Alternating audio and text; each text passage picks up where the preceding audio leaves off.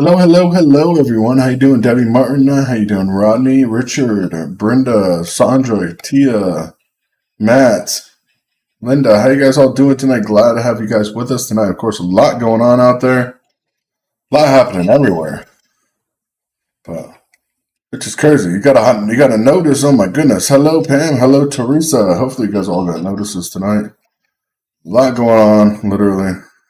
But please share the stream and hit that thumbs up button when you're in here. It really does help. Sorry about the new camera. If my audio is delayed or anything tonight, I have not gotten a chance to go through it. My camera literally died earlier today.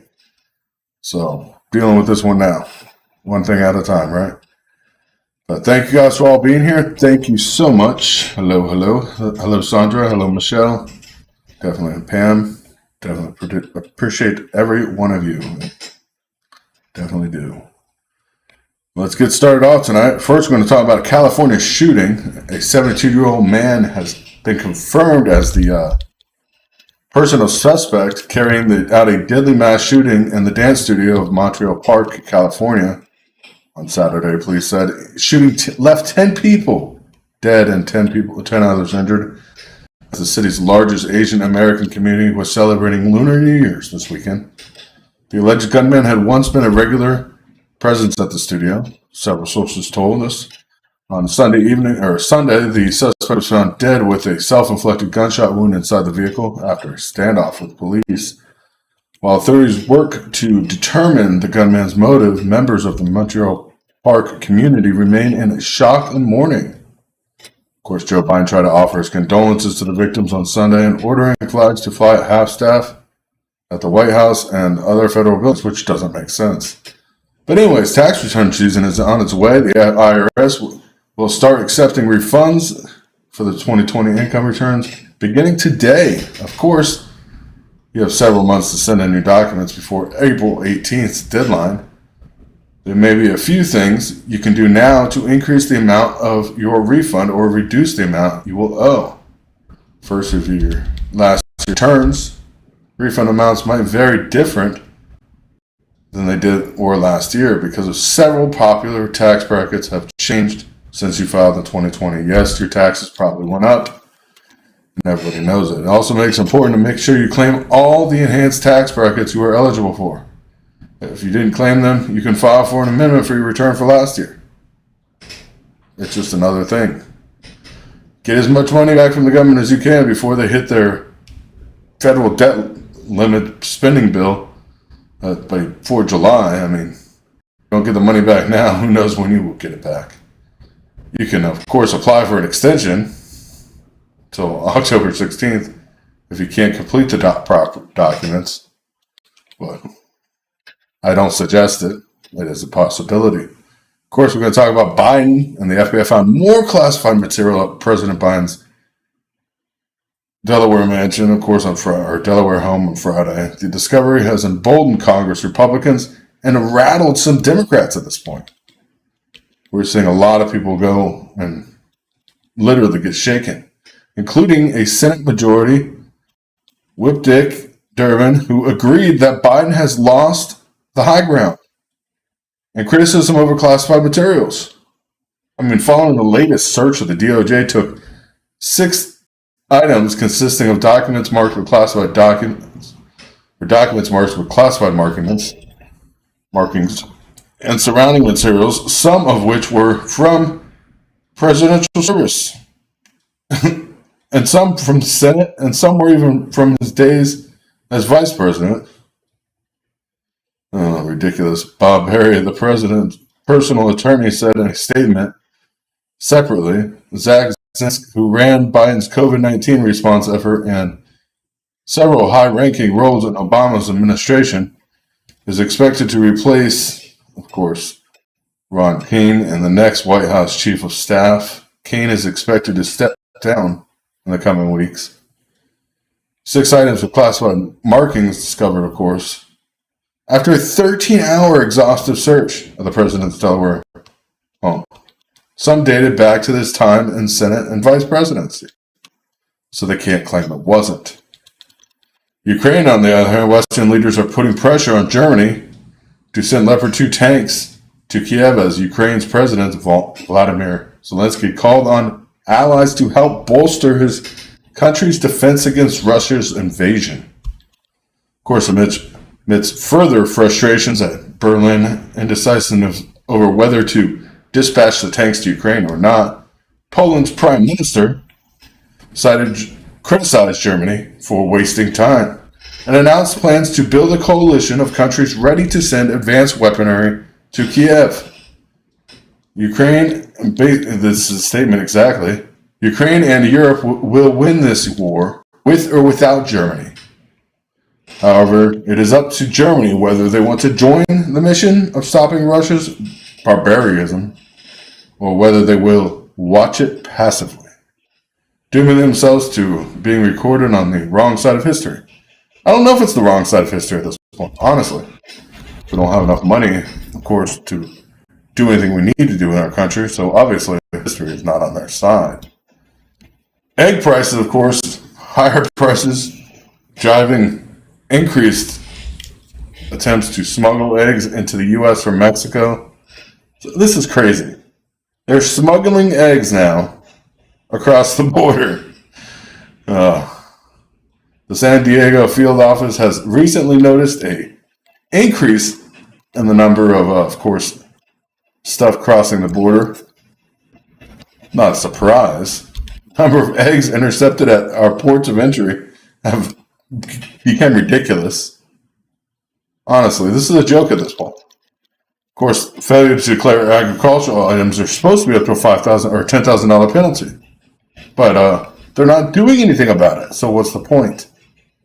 Honestly, the rise in the egg smuggling ring can be attributed to the spike of egg prices in the United States, and the Border and Customs Protection specialists are talking about it. A massive outbreak of deadly avian flu among American chickens flocks has already caused egg prices to skyrocket and climb more than 11% from November to December. 60% annually so far, according to the Bureau of Labor and Statistics. But that's just crazy. Former FBI official, of course, was charged today with violating Russia's sanctions, laundering money laundering. The former top counterintelligence official at the FBI, New York field office, has been arrested and charged with violating U.S. sanctions on Russia. Money laundering, of course. The Justice Department said today that they will be pursuing charges. So we'll see this. Charles Magorin, 54, was accused in 5 counts of indictment of working for Russia's, of course, oligarchy, who has been under U.S. sanctions since 2018. A former Russian diplomat that turned U.S. citizen who worked as an interpreter for federal courts and prosecutors was also charged with the same exact scheme. So we have this guy, of course, testifying against people and interpreting for people and is involved in the same exact garbage. This is falling apart. The feds are falling apart at this point. Federal prosecutors, of course, are alleging the pair worked for Dispetcher to investigate an unarmed rival Russian oligarchy in 2021, violation of the U.S. sanctions, and worked to conceal their activity. Shlavatsky faces an additional charge of lying to the FBI investigators. Attorneys for both men did not immediately respond to any comments, but of course we're going to keep going with that. McGorn retired in, of course, 2018 after 22 years with the Bureau, most recently as a special agent in charge of the field FBI office, in charge of counterintelligence division in New York at that. Justice Department said he was supervised and participated in investigations of Russian oligarchs, including the one he's been caught committing fraud for. In a separate case, McGorn is facing federal charges from the District of Columbia related to at least $225,000 in cash he allegedly received from a person with business interests in Europe who worked for Foreign Intelligence Services. This is crazy. The FBI is now getting caught up in their own garbage every time we turn around. Literally. Every time we turn around, the FBI has some more corruption going on. Every single thing we have going for us is corruption in the U.S. right now. It is becoming a big problem. Some good news, though. A flood of right-to-repair bills signals DIY watershed. The right-to-repair movement champions owners to freedom to fix everything from smartphones to tractors. It's set for a landmark new year as tech companies roll out user repair programs because state legislation is weighed high on broader consumer protections. This is great. Why it matters, advocates say restrictions on owners' abilities to repair devices, shaped by the tough intellectual property protections, have cost consumers money and reduced the lifespan of devices, causing more e-waste than, of course, anything else we've seen. 2023 has kicked off with rising momentum for right-to-repair advocates, which is great. I am a right-to-repair advocate 100%. You own it, you should be able to do anything you want with it. In the last days of 2020, New York Governor Kathy Hochul signed the Digital Fair Repair Act into law. One of the good things she did, I can say, calling the Empire State the first state in the nation to guarantee the right to repair. Of course, John Deere signed a moratorium of understanding with the American Farm Bureau Federation on January 8th to enhance the ability of farmers to timely control the lawful operations and upkeep of agricultural equipment. This is huge. John Deere has been fighting right to repair since they started. They wouldn't sell parts unless you were an authorized dealer. The authorized dealers weren't allowed to sell parts to people. They had to fix the vehicles there. I mean, Apple's the same way, and Samsung. But they're both expanding. All these companies are now expanding their right to repair programs, or self-repair programs, encompassing more devices. The big picture is state legislators have introduced a host of new repair bills in the last few weeks, and at least 14 states' houses have been introduced new bills so far. The Right to Repair campaign is going good. The U.S. Public Interest and Research Group from Access told the proposed to provide customers a pathway to repair everything from tablets to farm equipment, and that's the way it should be. If you look at what one of these companies are real fears, I don't think it's bill Congress as much as 22 different other bills, states that are slightly different. The main scenario, of course, for these companies, efforts to provide customers with tools and parts and access to their techs internals and have picked up the last few years. FTC released a report in May 2021 that found scant evidence to support manufacturers' justifications for repair restrictions. Very scant evidence. And this is important because a lot of these companies are using this, it's intellectual property and we don't want people to know how they work because then somebody's going to steal the design. That's not true. These companies just want to make money and cause more e-waste at this point. And these surveys are showing that. I mean, easier and cheaper repair items on your own by limiting manufacturers from borrowing self-repair. It is cheaper. And it's cheaper to learn yourself too. The nation's first to repair law enacted by Colorado last summer specifically focused on wheelchairs. After decades of trying to get two state laws in a very short period of time, iFixit.com CEO Kellen Williams told Access, every single day I'm seeing a couple more states file a new bill. I think we're going to be over 20 states very soon, and those bills are moving. Flashback right to the repair advocates point to the turn of the millennium as the moment when powerful tech producers sealed devices away in hermetic casings and terms of service stipulations with software embedded in every ever-widening range of products. Laws protecting code like the 1998 Digital Millennium Copyright Act came to apply to more and more hardware, which is ridiculous. As a long-standing era of TV radio repair shops faded away, Partially broken devices often had to be sent back to the manufacturer or replaced entirely. We've been pushed into this at this point. And how do we wake up in a world where changing a battery was too dangerous to do for a citizen? The benefits for us not having the power. The other side, tech companies, of course, have a long maintained that the opening the devices could decrease performance and expose company secrets, reducing cybersecurity protections, or even put the safety of customers at risk. How? They can open up their devices anyways. They just won't be fixed legally.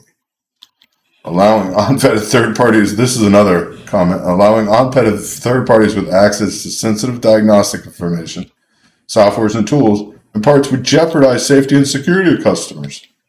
Again, I didn't see how. I mean, it's just ridiculous that they even have these things going on. It's greater to creating greater access to Apple Genius parts. I mean, Tesla is doing the same thing right now, and Tesla is going to be phased in with the same problem. I mean, we're watching, of course, these service locations disappear because Apple doesn't truly repair things. Right to repair is something everybody should be able to do. And sadder news, losing endorsements for Trump. Trump is losing endorsements for the primary race. Evangelical pastor Frank Graham, a longtime supporter of President Trump, said he will not endorse Trump. Of course, he's never endorsed any candidate in the primaries, only after the primaries were over. And of course, his statement is, I'm going to stay out of it until after the primaries have finished, which I believe is true. He should. Graham doesn't genuinely endorse primary candidates, but his remarks come as tensions have been rising between evangelical groups and Trump in months after he announced his third bid for president.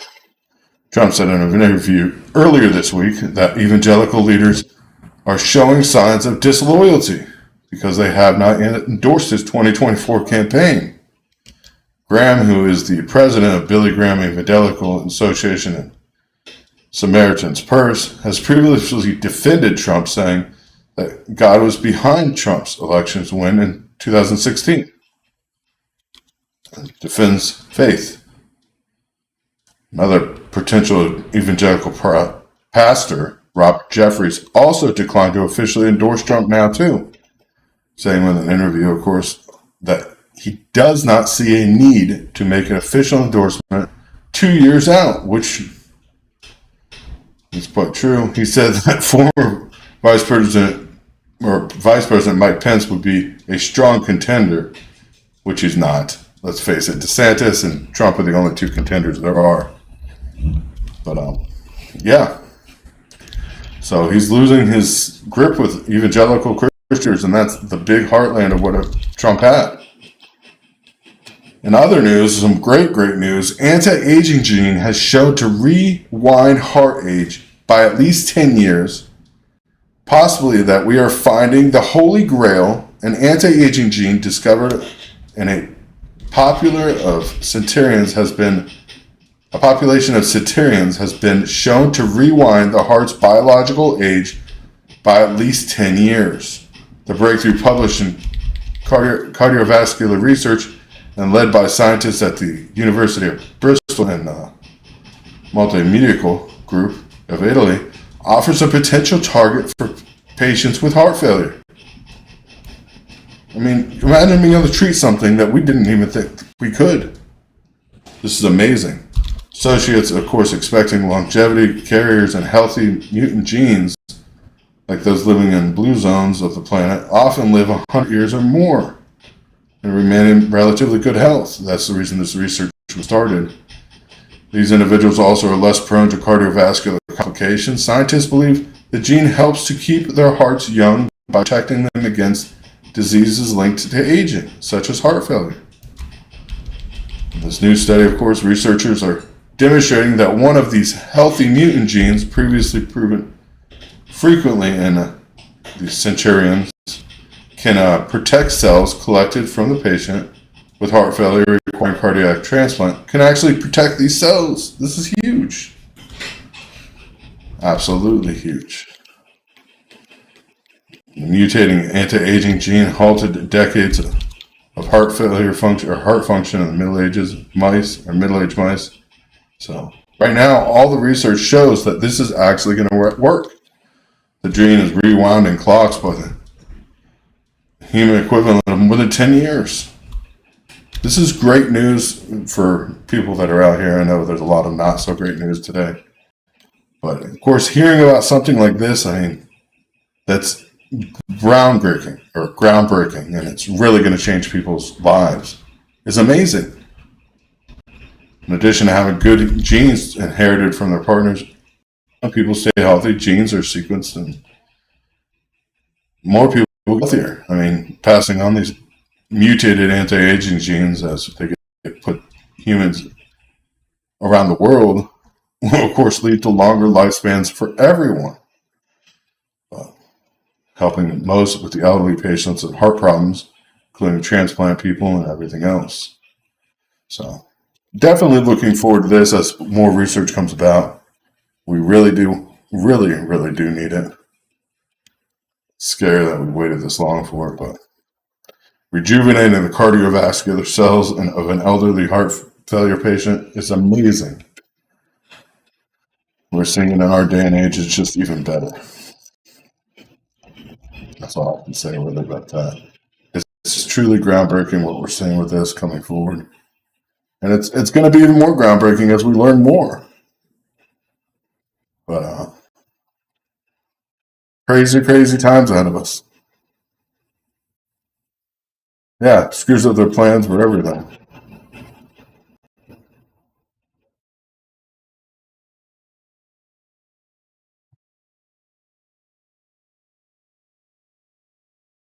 Now, these scientists are from Italy. These scientists are not from the United States that have done this.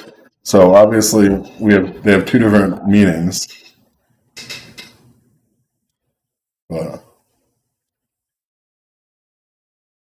yeah, there's a lot of strange animal migrations going on. A lot of everything going on that's crazy right now.